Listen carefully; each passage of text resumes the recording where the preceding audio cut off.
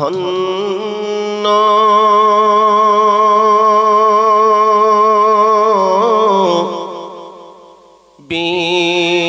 বিশ্বনবী তোমারি জন্য ধন্য হয়েছি মারা ধন্য বিশ্বনবী তোমারি জন্য আল্লাহুম্মা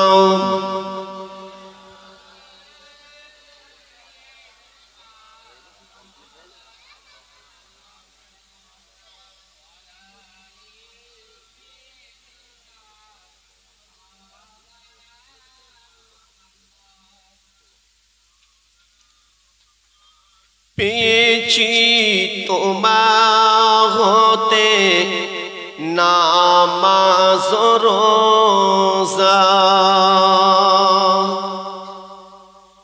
পেয়েছি তোমার হতে নামাজ রোজা পেয়েছি তোমার হতে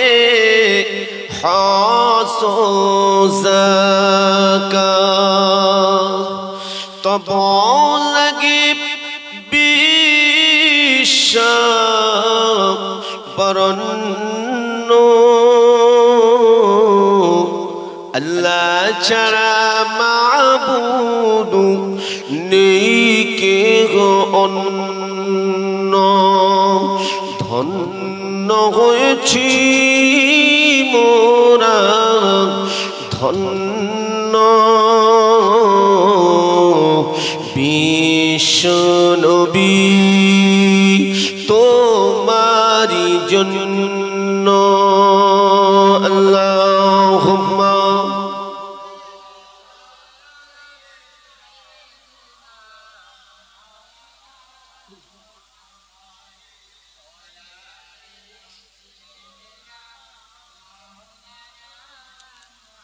ও আমার ভাইজানেরা ও আমার মুরব্বী আব্বা জানেরা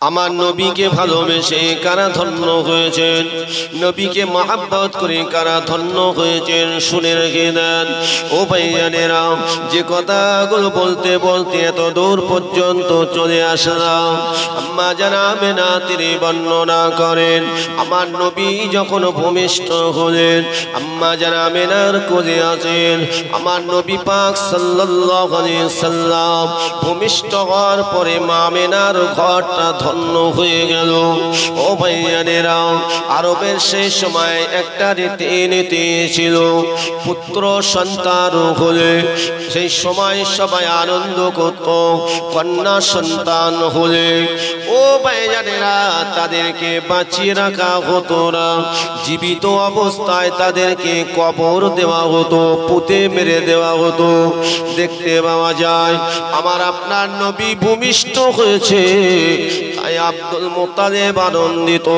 আব্দুল মুত্তালিবের ছেলেরা আনন্দিত ওই সময় আরবের নিয়ম ছিল বাবা ওই সাদ গোত্রীয় মহিলারা তারা কিনা মক্কা নগরে এসে ওই সমস্ত শিশু বাচ্চাদেরকে নিয়ে শিশু মাসুমদেরকে নিয়ে তারা চলে যেত এমন করে দেখতে পাওয়া যেত ওই কুরাইশদের বাচ্চাগুলো নিয়ে তারা দুগ্ধ পান করাতো ও ভাইয়ানেরা দেখতে পাওয়া যায় ওই সাদ গোত্রীয় মহিলারা তায়েফের জমিন থেকে আসতে লাগলো তায়েফের জমিন থেকে বাবা এমন করে মক্কা নগরে তারা চলে আসলো যে যার মতো এসে বাবা ওই কুরাইশদের বাচ্চাগুলো নিতে থাকে কিন্তু কম বেশি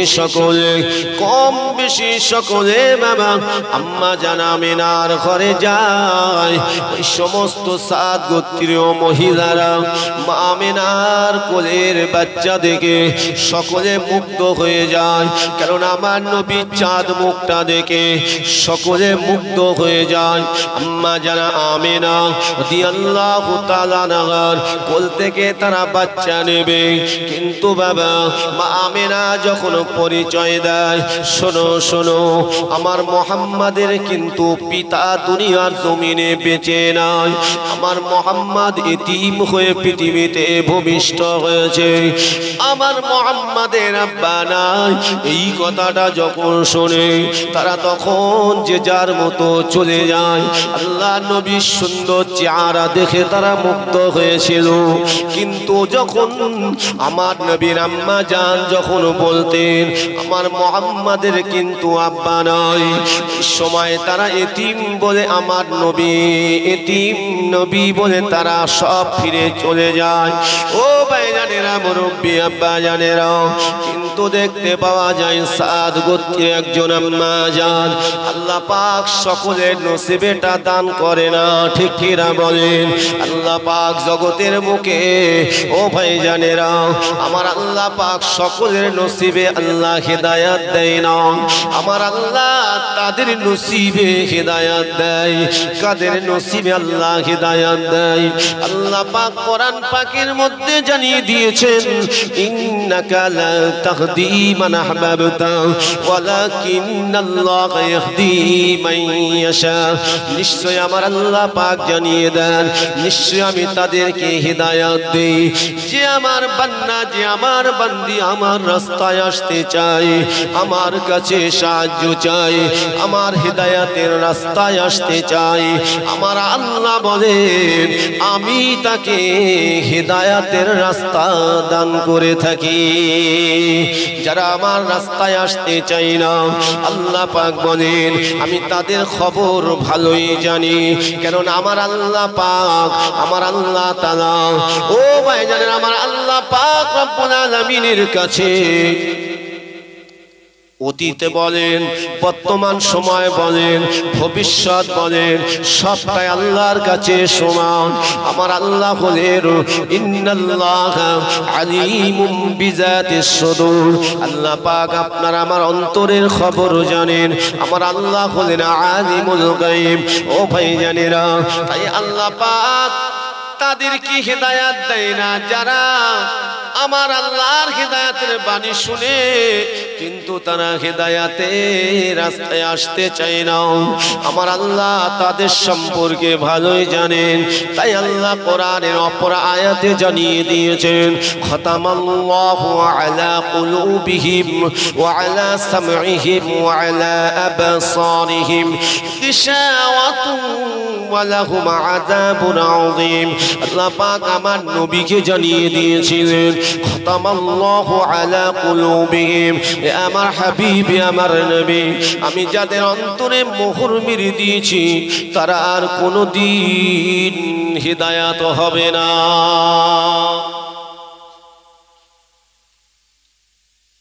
কত মহিলা গেল আমার নবী আমার আপনার নবী দুগ্ধ পান করাবেন, কিন্তু তাদের নসিবে হলো না। কার নসিবে হয়ে গেল? আম্মা জানা হালিমা সাদিয়া রাদিয়াল্লাহু তাআলা আনহা, তানা দুর্বল গাদাটা আস্তে আস্তে দুর্বল হয়ে গেছিল, রাস্তার মাঝখানে অসুস্থ হয়ে গেছিল, গাদাটা চলতে পারে না। এই জন্য হালিমা সাদিয়া তিনি ঠিক মতো সময় নিয়ে আসতে পারেননি। সকলে আগে এসে ও ভাইজানেরা অনেক ধনী লোকদের বাচ্চা নিয়ে চলে যায়। এমন করে দেখতে পাওয়া যায় বাবা হালিমা সাদিয়া এসে অবশিষ্ট কোনো বাচ্চা তিনি খুঁজে পেলেন না। পরিশেষে মা আমিনার ঘরে যখন তিনি প্রবেশ করবেন, মা জানা আমিনাকে বলতে থাকেন ও আমিনা আপনি যদি অনুমতি দেন আমি আপনার ঘরে প্রবেশ করব। আম্মা জানা আমিনা বলেছেন আপনি আসতে পারেন।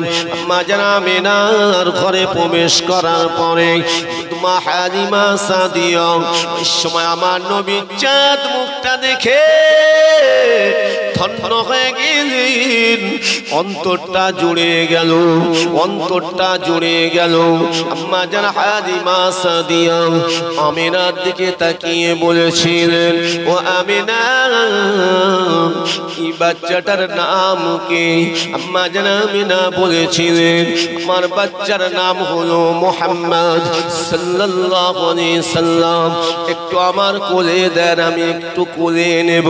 আম্মা জান হালিমা ওই সময় আম্মা আমিনার কাছ থেকে এমন করে আমার নবীকে নিয়ে কোলে করে নিলেন। মামা কোলে করে নিয়ে যে আমার নবীকে কোলে করে নিয়েছে, হালিমা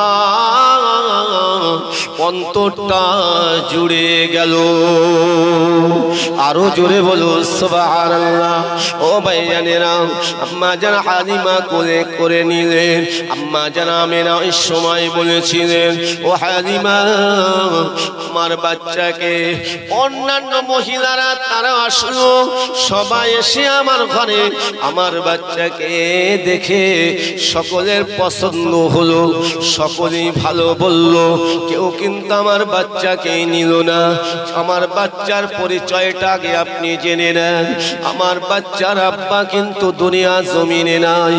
আমার মুহাম্মদ যখন আমার গর্ভে ছিল, আমি আমিনা আমার গর্ভে যখন আমার শিশু মুহাম্মদ ছিল, সেই সময় আমার মুহাম্মাদের আব্বা জান দুনিয়ার বুকে বিদায় হয়ে গেছেন।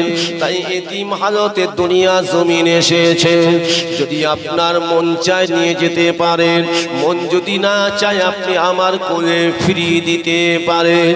ওই সময় দুধ মা হালিমা সাদিয়া মা আমিনার কোলে দিয়ে বলেছিলেন, শুনে নেন, জেনে নেন, আমি এমন একটা বাচ্চাকে কোলে করেছি, আমি কোল থেকে আপনার কাছে দিতে পারছি না।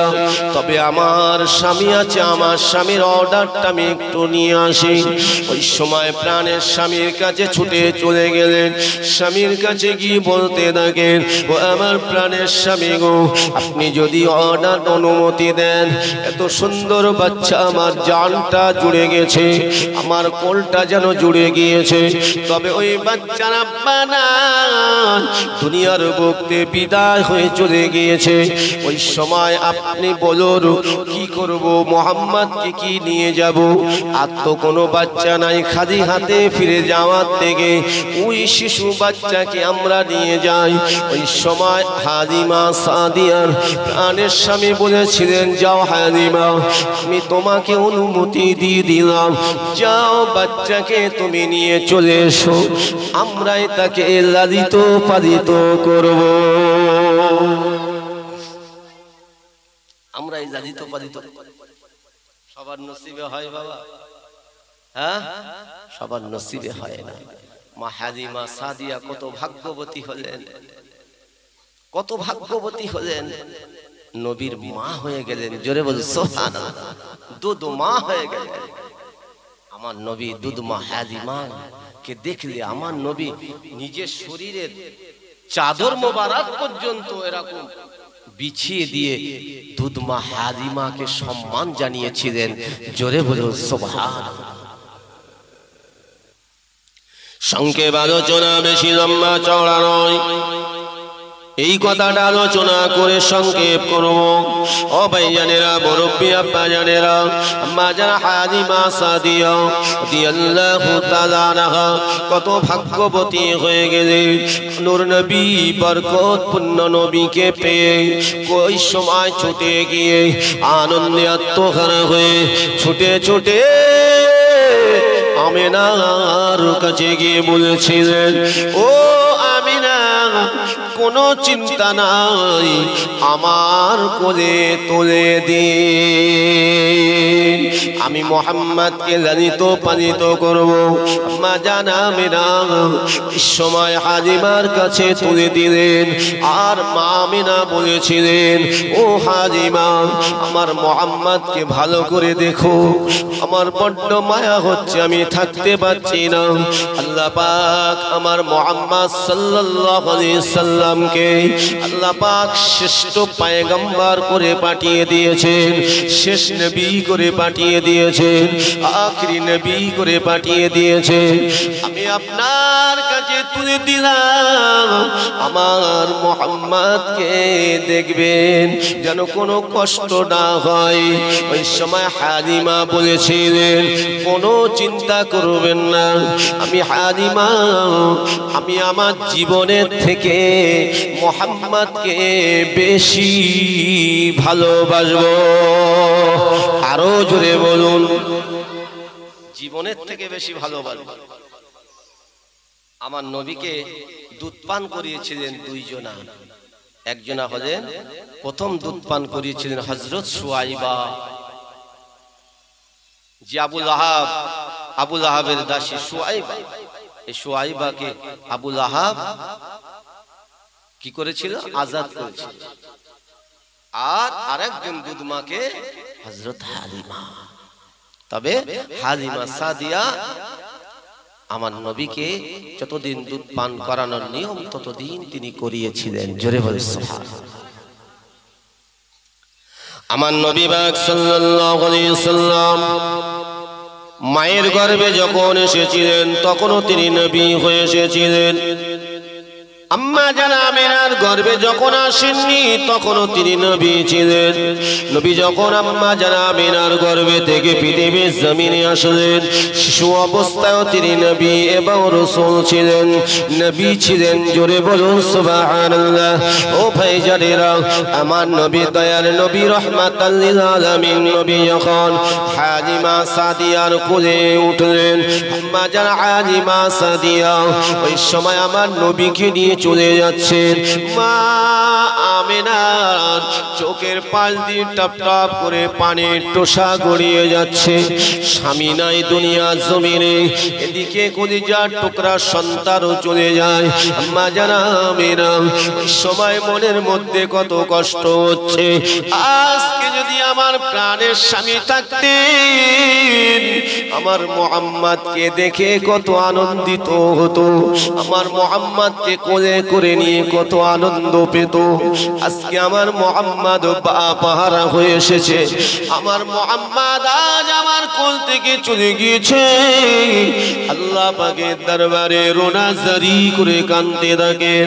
ও ভাইজানেরা, আম্মা জান হালিমা যখন ওই গাদার পেটে আমার নবীকে কোলে করে নিয়ে যখন উঠলেন, যে গাদাটা দুর্বল অবস্থায় এমন কি পড়েছিল, সেই গাদাটা আমার আপনার নবী চেহারা মুবারক দেখার সঙ্গে সঙ্গে, আমার আপনার নবীর নূরের চেহারাটা দেখার সঙ্গে সঙ্গে ওই গাদাটা আর দুর্বল থাকলো না, যুবকের ন্যায় হয়ে গেল।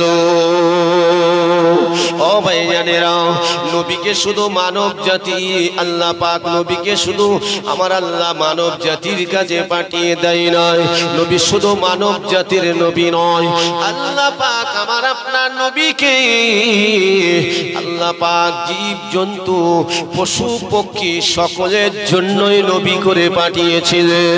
জীব জন্তু পশু পক্ষীগুলো আমার আপনার নবীকে ভালোবেসেছিলেন। শুধু ভালোবাসা নয়, আমার আপনার নবীকে তারা সালাম জানিয়েছিলেন। দুধমা হালিমা সাদিয়া আল্লাহ নবীকে কোলে করে নিয়ে গাদার পিঠে যখন বসলেন, গাদাটা এত আনন্দিত হয়ে যায়, গাদাটার শক্তি বেড়ে যায়, আল্লাহ বাড়িয়ে দিয়েছে। গাদাটা ছুটতে ছুটতে যারা আগে বাচ্চাগুলো নিয়ে চলে গেছিল তাদেরকে ধরে ফেললো। ওই সময় তারা জিজ্ঞাসা করেছিল, ও হালিমা, তোমার গাদাটা সেই দুর্বল গাধা নাকি তুমি আবার অন্য কোনো গাধা ক্রয় করেছো? মা জানা হালিমা বলেছিলেন, তবে শোনো, না না না, আমার সেই দুর্বল গাধাটাই। তবে এমন দ্রুত ভাবে কিভাবে ছুটতে লেগেছে, আমরা তো অনেক আগে পার হয়ে চলে এসেছি, কিন্তু তুমি তো পথের মাঝখানে ছিলে, তুমি আবার গিয়ে কিভাবে এত তাড়াতাড়ি চলে আসলে, আমাদের ধরে ফেললে? ওই সময় হালিমা সাদিয়া বলেছিলেন, জানি না, বলতে পারবো না। তবে এই মুহাম্মদুর রাসূলুল্লাহ সাল্লাল্লাহু আলাইহি সাল্লামকে যখন আমি কোলে করে নিলাম, আমার গাধাটা আর দুর্বল থাকলো না। আমার গাধাটা দাঁড়িয়ে যায়, আমার গাধাটার পিঠে যখন আমার মুহাম্মদকে নিয়ে আমি যখন বসলাম, গাধাটা এত শক্তি বেড়ে গেল, এত দ্রুতভাবে ছুটতে লাগলো, আমি হালিমা বলতে পারবো না।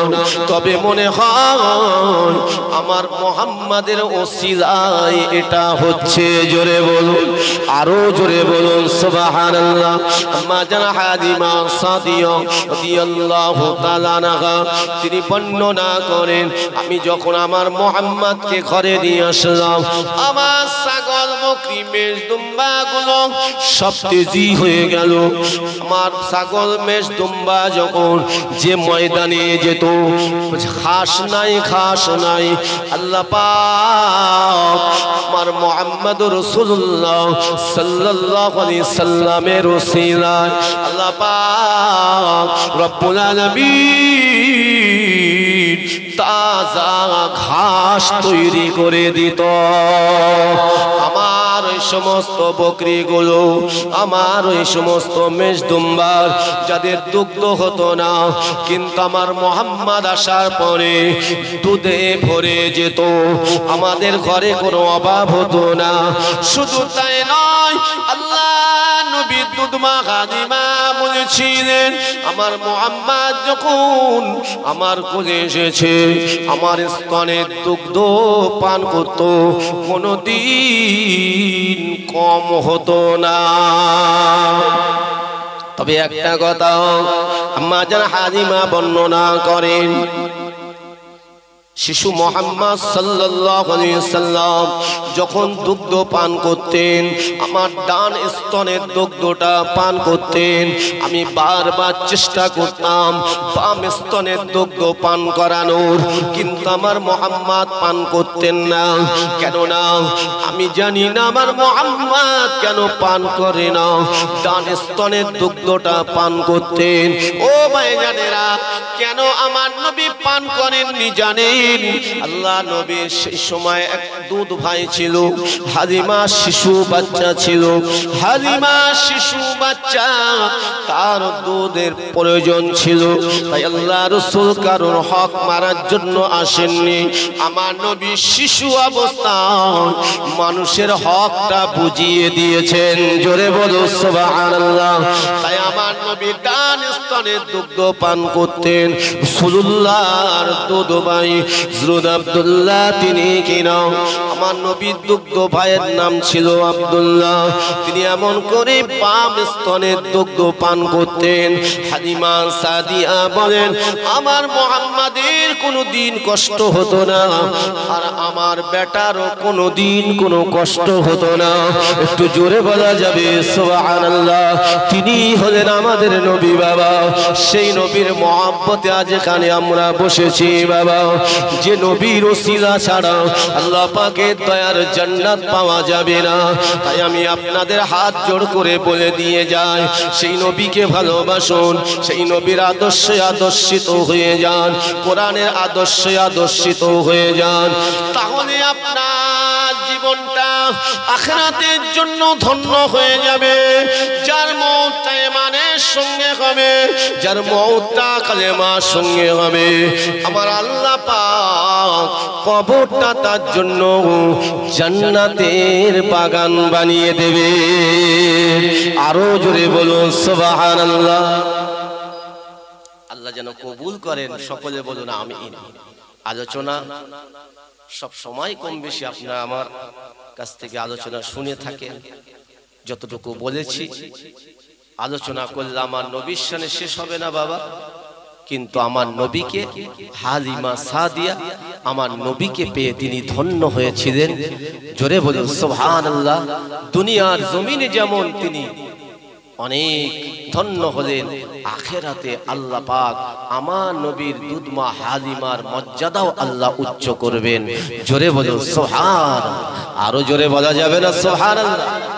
আমরা সেই নবীর উম্মত,